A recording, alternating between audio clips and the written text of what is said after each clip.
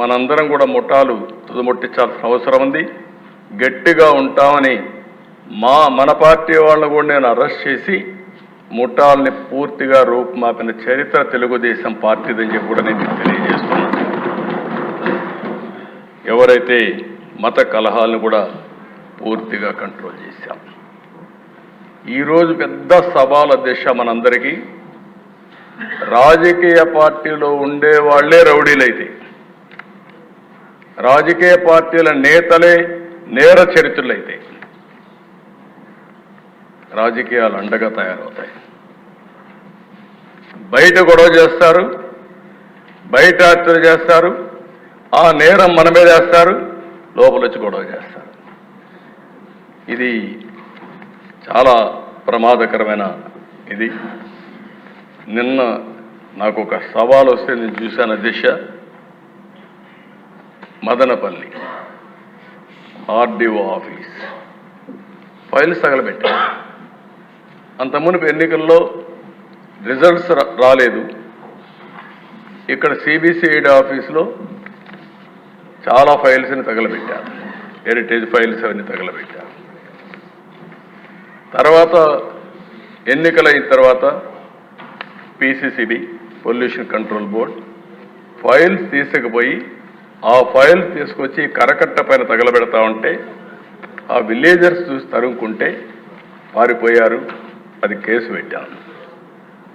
నిన్న సాక్షాత్తు Madanapalle sub collector office ఏదైతే 22A సంబంధించినటివి అసైన్మెంట్ ల్యాండ్స్వి ఇవన్నీ కూడా తగలబెట్టే పరిస్థితికి వచ్చారు. నేను నిన్న ఒకటే చెప్పాను, ఇప్పటి వరకు లీనియంట్గా ఉన్నాం, చట్ట ప్రకారం యాక్ట్ చేస్తున్నాం, కానీ వీళ్లకు కరెక్ట్గా అర్థం కావడం లేదని చెప్పి డీజీపీని సిబిసిఐడిని ఉన్న పళంగా నా హెలికాప్టర్ ఇచ్చి ఇమ్మీడియట్గా వెళ్ళండి, ఎట్టి పరిస్థితిలో ఏం జరిగిందో వాస్తవాలు కనుక్కొని సాయంత్రం లోపల నాకు చెప్పమని ఆదేశాలు ఇచ్చా. వెళ్ళారు అధ్యక్ష. వాళ్ళు చెప్పింది అయితే ప్రైమా ఫేసి ఇది షార్ట్ సర్క్యూట్ కాదు, ఫైల్స్ డెలిబరేట్గా కాల్చారని చెప్పి చెప్తున్నారు. ఎంక్వైరీ చేస్తాం, యాక్షన్ తీసుకుంటామని చెప్పి కూడా నేను మీకు తెలియజేస్తున్నా. నేను ఒకటే ఈరోజు ఈ సభ ద్వారా హామీ ఇస్తున్నాను అధ్యక్ష, రాష్ట్రంలో ఉండే ప్రజలకు కూడా విజ్ఞప్తి చేస్తున్నాం. డ్రగ్స్ కానీ, గంజాయి కానీ, మద్యం కానీ విచ్చలవిడిగా పెరిగిపోయినాయి. దీన్ని పూర్తిగా ఎక్కడికక్కడ అరికట్టవలసిన బాధ్యత మన పైన ఉంది. దీనివల్ల నేరాలు ఘోరాలు విపరీతంగా పెరిగిపోయే పరిస్థితి వచ్చింది. అందుకే నేను చాలా స్పష్టంగా ఈరోజు చెప్తున్నా, ఏ చిన్న తప్పు చేసినా ఎక్కడ జరిగినా దాన్ని ఉక్కు పాదంతో అణిచివేయడం ఈ ప్రభుత్వం యొక్క సంకల్పం. అది చేస్తామని మరొకసారి ఈ సభ ద్వారా హామీ ఇస్తున్నాను. అధ్యక్ష, నేను చూశాను, మీరు వచ్చారు, గౌరవంగా గవర్నర్ని రిసీవ్ చేసుకుంటున్నాం. ప్రజాస్వామ్యంలో ప్రొటెస్ట్ చేయడం తప్పులేదు. నేను 5 ఏళ్లు మాచర్లకు పోలేకపోయాను. ఆత్మకూరులో ఉన్న పళంగా కొన్ని కుటుంబాలను బయట పంపిస్తే వాళ్ళ ఊరికి పోయి పరామర్శించడానికి నాకు 5 సంవత్సరాలు సాధ్యం కాలేదు. వినుకొండలో హత్య జరిగిందంటే ఆనాటి ముఖ్యమంత్రి పోతే ఇక్కడ ఎవరో అబ్జెక్షన్ చెప్పాల. అది వాళ్లకు మనకు ఉండే వ్యత్యాసం. ప్రజాస్వామ్య పద్ధతిలో వాళ్ళు ఏం చేసినా నేను ఎక్కడ అబ్జెక్షన్ చేయను అధ్యక్ష. నిన్న అక్కడికి వస్తే గవర్నర్ వస్తూ ఉంటే అప్పుడే వచ్చి గవర్నర్ వచ్చే సమయంలో ఆయనకు అడ్డం పడాలని ప్రయత్నం చేస్తున్నారంటే అది ఏ విధంగా సంస్కారం అయితే నాకు అర్థం కాలేదు అధ్యక్ష. అదే మరి నేను ఒకటే హామీ ఇస్తున్నా, ఫేక్ రాజకీయాలను సహించాం, అబద్ధాలు చెప్పి రాజకీయం చేయాలంటే ఉపేక్షించాం. 31 మందిని చంపారన్నారు. 31 మంది పేర్లు ఇమ్మంటే పేర్లు ఇవ్వకుండా 31 మందిని చంపేశారు. ఎవరు వాడు? 36 మంది పేర్లు లేకుండా 36. ఇలాంటి సమస్యలన్నిటికీ ఒకటే మార్గం, ప్రజా చైతన్యం, ప్రజల్ని అప్రమత్తం చేయడం తప్ప వేరే మార్గం లేదు. తప్పకుండా నేను ఒకటే చెప్తున్నా, ఫేక్ రాజకీయాలు సహించాం. ఎవరి బెదిరింపులకు భయపడే పరిస్థితిలో ఈ ప్రభుత్వం లేదని మరొకసారి హెచ్చరిస్తున్నా, గట్టిగా చెప్తున్నా. లా అండ్ ఆర్డర్ పరిరక్షిస్తాం. లా అండ్ ఆర్డర్ని ఎవరు వైలేట్ చేసినా, ఎవరు వాళ్ళ చేతుల్లో తీసుకోవాలన్నా వాళ్ళందరినీ నిర్మోహమాటంగా హ్యాండిల్ చేస్తాం. మత ఘర్షణల్ని, ఫ్యాక్షన్ రాజకీయాల్ని, రౌడీల్ని, తీవ్రవాద సమస్యని పరిష్కారం చేసే చరిత్ర ఇక్కడుండే మాది.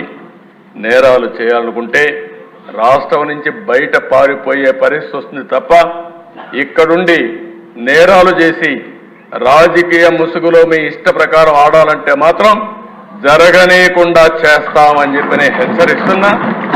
మేము నేరాలు చేయం, ఘోరాలు చేయం, కానీ మీరు చేస్తే మాత్రం సహించేది లేదని మరొకసారి హెచ్చరిస్తున్నాను అధ్యక్ష. ఒక పక్కన లా అండ్ ఆర్డర్ కాపాడాలి, అది మన బాధ్యత. 10 లక్షల కోట్ల రూపాయలు పైన అప్పులున్నాయి అధ్యక్ష. 10 లక్షల కోట్ల రూపాయలు అప్పులకు సర్వీసింగ్ చేయాలి, అప్పు కట్టాలి, వడ్డీ కట్టాలి, మళ్ళీ మనం అభివృద్ధి కార్యక్రమాలు చేయాల్సిన అవసరం ఉంది. రాష్ట్ర విభజన జరిగిన రోజు కంటే అధ్వాన్నమైన పరిస్థితిలో ఈరోజు మనం ఉన్నాం. ఇంకొక పక్కన 20 సంవత్సరాలు ఎన్నికపోయే పరిస్థితి వచ్చింది. అట్లని చెప్పి భయపడి పారిపోవడానికి ఈ కూటమి సిద్ధంగా లేదు. నేను కానీ, పవన్ కళ్యాణ్ గారు కానీ, బీజేపీ కానీ మళ్ళీ రాష్ట్రాన్ని రీకన్స్ట్రక్ట్ చేసే బాధ్యత, రీబిల్డ్ చేసే బాధ్యత తీసుకుంటాం, చేస్తామని చెప్పి కూడా నేను మీకు తెలియజేస్తున్నా. పరిపాలన గాడిన పెడతాం, రాష్ట్రాన్ని నిలబెడతాం, పునర్నిర్మాణం చేస్తాం. ఈరోజు ఒక్కొక్క ఇటుగా పేర్చుకుంటూ వస్తాం. ఏదైతే ప్రజలు మన మీద యాస్పిరేషన్స్ పెట్టుకున్నారో, భారీ ఆశలు పెట్టుకున్నారో, ఆశల్ని, ఆకాంక్షల్ని నెరవేర్చే బాధ్యత తీసుకుంటాం. నేను ఎక్కడైనా పోతే సెక్యూరిటీ కోసం ఒక్క నిమిషం మీరు ట్రాఫిక్ ఆపి పంపించండి. ఒకవేళ కాదు అంటే నేను కూడా ఒక 5 నిమిషాలు లేట్ అయినా పర్వాలేదు, నేను ఉంటాను తప్ప ముఖ్యమంత్రి వచ్చాడని హంగామా చేసి మళ్ళా పరదాలు కట్టడం, చెట్లు నరికేయడం, ఎక్కడికక్కడ రెడ్ కార్పెట్లు వేయడం ఇవి ఎక్కడా చేయొద్దని విజ్ఞప్తి చేస్తున్నా. అదృష్టమో దురదృష్టమో తెలియదు కానీ ఈ రాష్ట్రంలో మాత్రం మనం ఏమీ చేయలేకపోతున్నాం. రాష్ట్రం బయట పోతే మాత్రం మనకు తిరుగులేదు.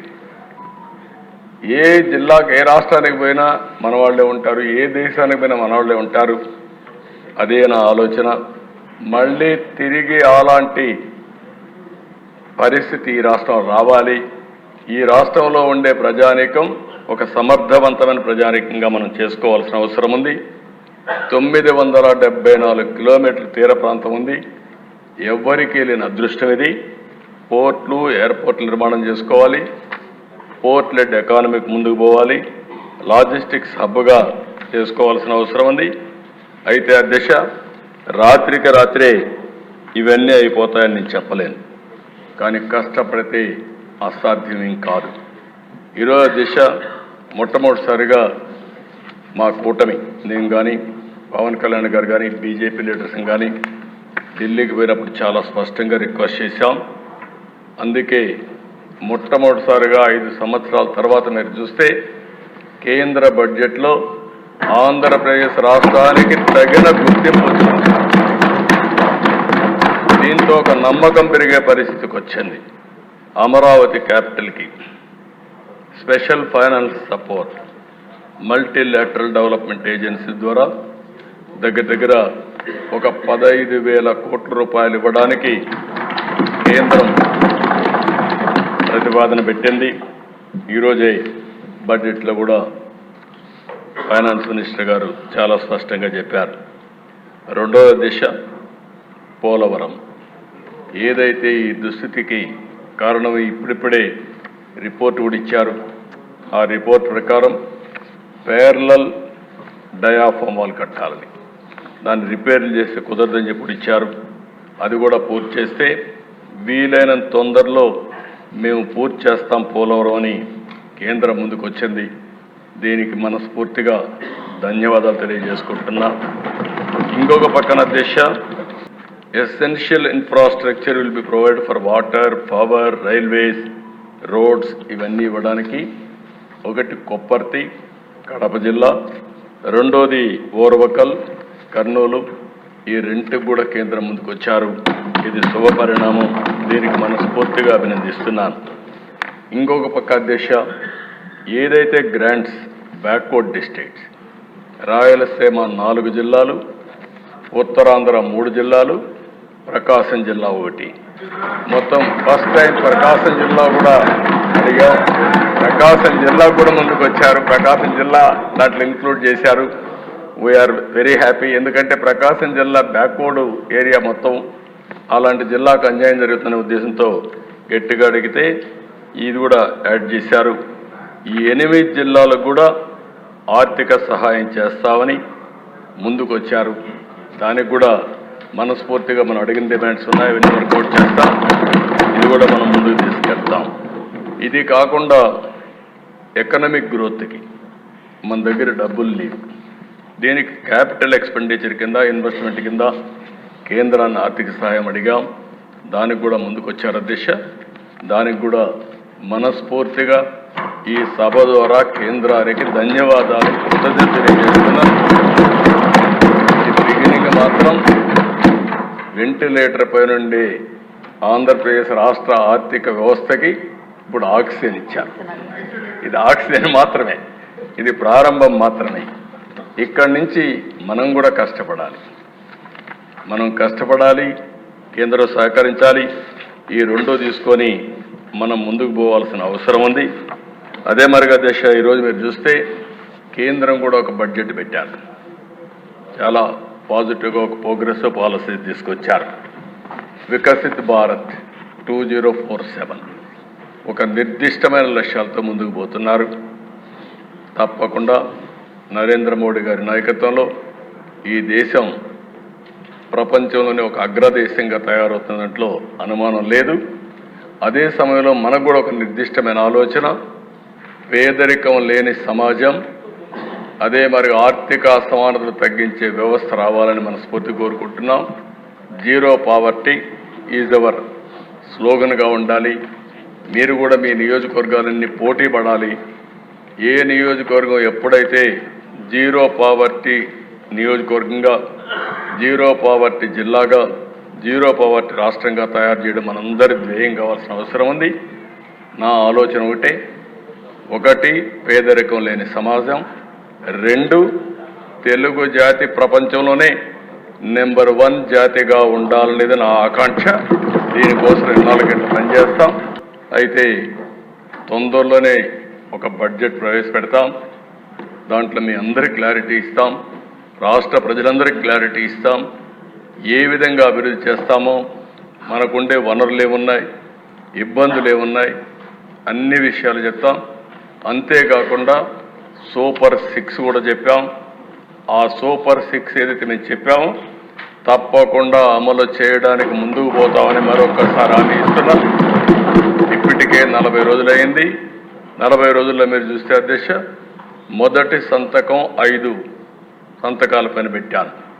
ఒకటి మెగా డిఎస్సి ఏదైతే 16,350 ఉద్యోగాలకు సంతకం పెట్టాం. ప్రాసెస్ స్టార్ట్ అయింది. వీలైన తొందరలో ఒక పద్ధతి ప్రకారం అది పూర్తి చేసే బాధ్యత ఈ ప్రభుత్వాన్ని. అదే మరి పెన్షన్స్ ఏమాత్రం ఒక్క నిమిషం ఆలోచించకుండా 4,000 రూపాయలు, 3,000 రూపాయలు ఉండే పింఛన్ 4,000 రూపాయలు, ఎవరైతే ఫిజికల్లీ ఛాలెంజ్ ఉన్నారో వాళ్ళందరికీ 3,000 నుంచి 6,000 రూపాయలు.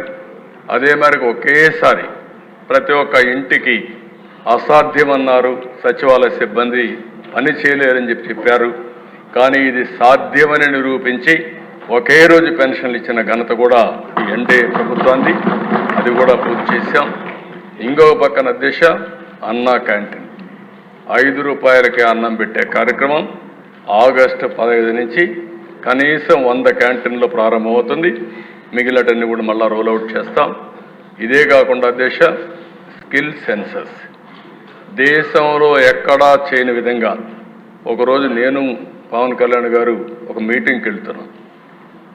ఆ రోజు మాటల్లో వచ్చినప్పుడు వారు ఒక మాట అన్నారు, ఎందుకు మనం స్కిల్ సెన్సస్ చేయకూడదని అడిగారు. నేను ఇమ్మీడియట్గా ఆయన చెప్పంగానే is a very good idea, ఇప్పుడే అనౌన్స్ చేస్తానని ఆ మీటింగ్లో అనౌన్స్ చేశాను. అక్కడి నుంచి స్కిల్ సెన్సస్ కూడా సంతకం పెట్టాం. ఇవేవైతే 5 సంతకాలు పెట్టామో ఆ 5 ల్యాండ్ టైటిలింగ్ యాక్ట్, ఇది భయంకరమైన యాక్ట్. ఈరోజు రేపు మీరు చర్చిస్తారు, ఈరోజు ఇంట్రడ్యూస్ చేశారు, రేపు చర్చ చేస్తారు. ఒక దుర్మార్గుడు అధికారంలోకి వస్తే ప్రజల ఆస్తులకు కూడా ఏ విధంగా రక్షణ ఉండదో ఈ ల్యాండ్ టైటిలింగ్ యాక్ట్ అనేది ఒక ఉదాహరణ. ప్రజల్లో ఆ అపోహలు వచ్చే పరిస్థితికి వచ్చింది. ఇవన్నీ కూడా ఒక సుపరిపాలనకు మారు పేరుగా ఈ ఎన్డీఏ గవర్నమెంట్ ఉండాలని రాష్ట్రంలో నేను మనస్ఫూర్తిగా కోరుకుంటూ, కష్టాలున్నాయి, ఇబ్బందులున్నాయి, ఒకే రోజు మేము మొత్తం తీరుస్తాం చెప్పలేం, కానీ కష్టపడే ధైర్యం ఉంది. ఈ రాష్ట్రం కోసం పాటుపడే నాయకత్వం నేను కానీ, జనసేన నాయకుడు పవన్ కళ్యాణ్ గారు కానీ, బీజేపీ కానీ పనిచేసి మీరు చూపించిన అభిమానానికి తిరిగి మీ రుణం తీర్చుకుంటామని మరొక్కసారి ప్రజలకు అందరికీ హామీ ఇస్తూ, మరొక్కసారి గవర్నర్కి పూర్తిగా మనస్ఫూర్తిగా ధన్యవాదాలు తెలియజేసుకుంటూ సెలవు తీసుకుంటున్నాను.